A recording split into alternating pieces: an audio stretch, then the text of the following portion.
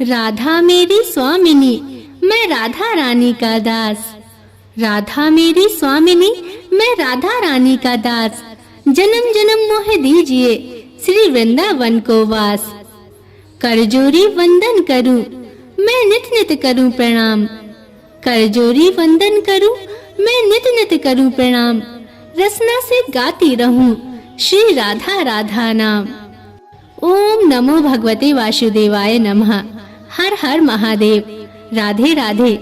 मेरी सभी माताओं बहनों और भाई बंधुओं को मेरा नमस्कार है। आप सभी का भारतीय वंदिनी चैनल में स्वागत है।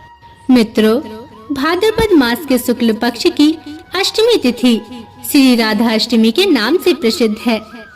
शास्त्रों में इस तिथि को राधा का जन्म दिवस बताया गया है। राधा जी वृषभानु की यज्ञ भूमि से प्रकट हुई थी। वेद तथा पुराण में इनको कृष्ण वल्लभा कहकर भी पुकारा जाता है। वे श्री वृंदावनेश्वरी राधा सदा श्री कृष्ण को आनंद प्रदान करने वाली साध्वी कृष्ण प्रिया थी। इस साल राधा अष्टमी का त्योहार आज मनाया जाएगा। धार्मिक मान्यताओं के अनुसार राधा रानी की पूजा के बिना भगवान श्री कृष्ण की पूजा अधूरी मानी जाती है। कृष्ण जन्माष्टमी की तरह ही राधा अष्टमी का त्योहार बड़े धूमधाम के साथ मनाते हैं। धर्मशास्त्रों में कहा गया है कि राधा अष्टमी का व्रत किए बिना कृष्ण जन्माष्टमी का व्रत अधूरा माना गया है। राधा अष्टमी यानी देवी राधा का जन्मदिन इनके जन्म स्थल बरसाना सहित पूरे ब्रजभूमि में उत्साह पूर्वक मनाया जाता है। मित्रों, देश के दूसरे भागों में भी श्रद्धालु इस दिन व्रत रखते हैं। देवी राधा देवी माँ लक्ष्मी का ही अंश है, जो भगवान श्री कृष्ण की लीला में सहयोग करने के लिए प्रकट हुई थी। मित्रों, ऐसी धार्मिक मान्यता है कि देवी राधा के जन्मदिन यानी भाद्र शुक्ल अष्टमी से कृष्ण पक्ष की अष्टमी तक जो साधक देवी राधा की पूजा करते हैं और राधा मंत्रों का जाप करते हैं, उन पर देवी लक्ष्मी की खास कृपा हो जाती है। हिंदू पंचांग के अनुसार कृष्ण जन्माष्टमी के 15 दिन बाद राधा अष्टमी का पर्व मनाया जाता है। राधा अष्टमी को राधा जयंती के नाम से भी जाना जाता है। इस दिन भक्त व्रत रखते हैं और राधा जी की पूजा अर्चना करते हैं। तो चलिए आपको राधा अष्टमी की पवित्र व्रत कथा का रसपान कराती हूँ। परंतु उससे पहले मेरा आप सभी भाई बहनों से नम्र निवेदन है कि यदि आप चैनल पर नए हैं या अभी तक आपने चैनल को सब्सक्राइब नहीं किया है तो कृपया करके चैनल को सब्सक्राइब अवश्य कर लीजिएगा और बगल में बनी हुई घंटी को जरूर दबा लीजिएगा, ताकि मैं आपके लिए ऐसी ही पवित्र कथा कहानियाँ लाती रहूं। तो चलिए राधा रानी के दर्शन करते हुए कथा को शुरू करते हैं। मित्रों, पौराणिक कथाओं के अनुसार राधा रानी गोलोक में श्री कृष्ण के साथ निवास करती थी। एक बार की बात है, देवी राधा गोलोक से कहीं बाहर गईं।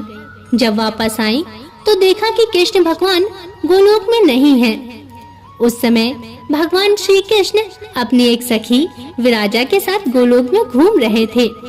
यह बात जब राधा जी को मालूम हुई तो उन्हें बहुत गुस्सा आया और वो सीधे उनके पास पहुंच गईं। वहां पहुंचकर उन्होंने भगवान श्री कृष्ण को काफी भला बुरा कहा। राधा जी का यह व्यवहार भगवान श्री कृष्ण के मित्र श्री दामा को बहुत बुरा लगा और उन्होंने राधा को पृथ्वी पर जन्म लेने का श्राप दे दिया। राधा रानी को इतने गुस्से में देखकर कृष्ण भगवान की सखी विराजा भी वहां से चली गईं। इस श्राप के बाद राधा ने बदले में श्री दामा को श्राप देते हुए उसे राक्षस कुल में जन्म लेने का श्राप दे दिया। राधा रानी के द्वारा दिए गए श्राप के कारण ही श्री दामा का जन्म शंखचूड़ दानव के रूप में हुआ। दानव कुल में जन्म लेने के बाद भी शंखचूड़ भगवान विष्णु का अनन्य भक्त बना। मित्रों, वहीं दूसरी ओर राधा रानी ने भी पृथ्वी पर वृषभानु की पुत्री के रूप में जन्म लिया। लेकिन राधा रानी वृषभानु जी की पत्नी देवी कीर्ति के गर्भ से नहीं जन्मी थी। दरअसल जिस समय श्री दामक और राधा रानी ने एक दूसरे को श्राप दिया, तब भगवान श्री कृष्ण ने राधा रानी से कहा कि आपको पृथ्वी पर देवी कीर्ति और वृषभानु जी की पुत्री के रूप में जन्म लेना होगा। इसके आगे भगवान श्री कृष्ण ने राधा रानी से कहा कि जब आप विवाह योग्य हो जाएंगी तो आपका विवाह मनुष्य के अवतार में आयन नामक एक वैश्य से होगा। हालांकि वह भी मेरे अंशावतारों में से ही एक होगा। आप धरती पर भी मेरी प्रियतम बनकर ही रहेंगी, परंतु हम दोनों को वहां बिछड़ने का दुख सहना होगा। हे राधा रानी, अब आप धरती पर जन्म लेने की तैयारी करें। मित्रों, सांसारिक दृष्टि में देवी कीर्ति गर्भवती हुई और उन्हें प्रसव भी हुआ, लेकिन देवी कीर्ति के गर्भ में योग माया की प्रेरणा से वायु का प्रवेश हुआ और उन्होंने वायु को ही जन्म दिया। जब वह प्रसव पीड़ा से गुजर रही थीं, उस समय वहां देवी राधा रानी एक प्यारी सी कन्या के रूप में प्रकट हो गईं। जिस दिन राधा रानी प्रकट हुई वह भाद्रपद शुक्ल पक्ष की अष्टमी तिथि का दिन था, इसलिए भाद्रपद शुक्ल पक्ष अष्टमी को राधा रानी अष्टमी के रूप से जाना जाता है।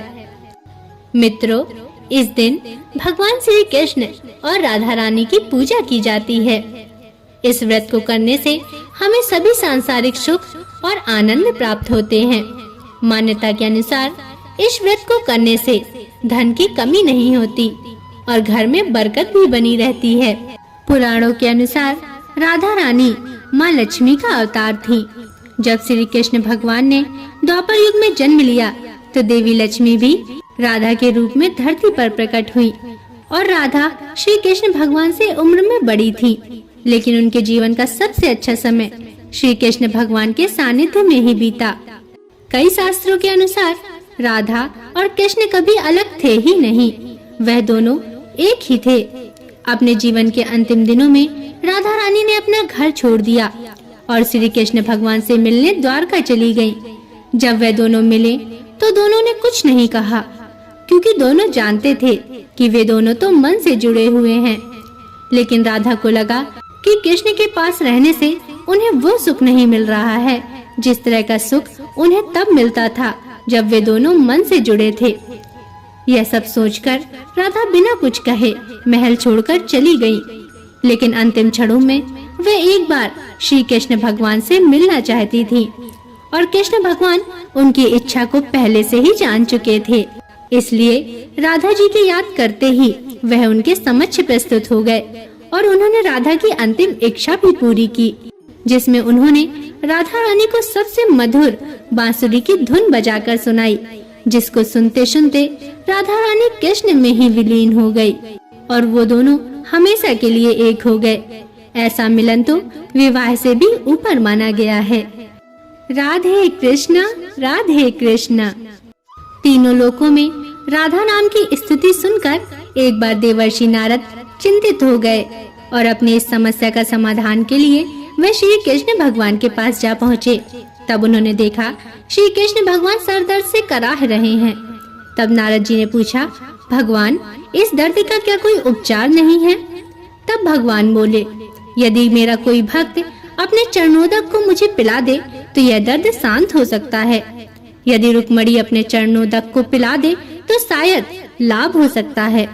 तब नारद जी ने सोचा, भक्त के चरणोदक भगवान के श्री मुख में, किंतु भगवान की आज्ञा के अनुसार वह रुक्मणी जी के पास जा पहुँचे और जाकर बोले कि माता, भगवान के सिर में दर्द हो रहा है, उन्हें आपके चरणोदक की आवश्यकता है। तब रुक्मणी जी ने कहा, देवर्षि, यह आप क्या कह रहे हैं? मैं यह पाप नहीं कर सकती। इसके बाद नारद जी ने श्री कृष्ण भगवान के पास जाकर रुक्मणी जी की असहमति को उनके सामने व्यक्त कर दिया। तब श्री कृष्ण भगवान ने उन्हें राधा रानी के पास भेजा। राधा रानी ने जैसे ही सुना कि श्री कृष्ण भगवान के सर में दर्द हो रहा है तो तुरंत ही उन्होंने एक पात्र में जल डालकर उसमें अपने पैर रख दिए और नारद जी से बोली, हे देवर्षि, आप देर मत कीजिए, इसे तत्काल ही श्री कृष्ण के पास ले जाइए। मैं जानती हूँ इससे मुझे घोर नरक मिलेगा, किंतु अपने प्रियतम के सुख के लिए मैं यह यातना भोगने को तैयार हूँ। तब देवर्षि नारद समझ गए कि तीनों लोकों में राधा के प्रेम की स्थिति क्यों हो रही है और इस तरह राधा रानी ने अपने परम प्रेम का परिचय दिया। तो भक्तों, बोलिए श्री राधा रानी की जय, श्री कृष्ण कन्हैया की जय। मित्रों, यह थी राधा अष्टमी व्रत की कथा।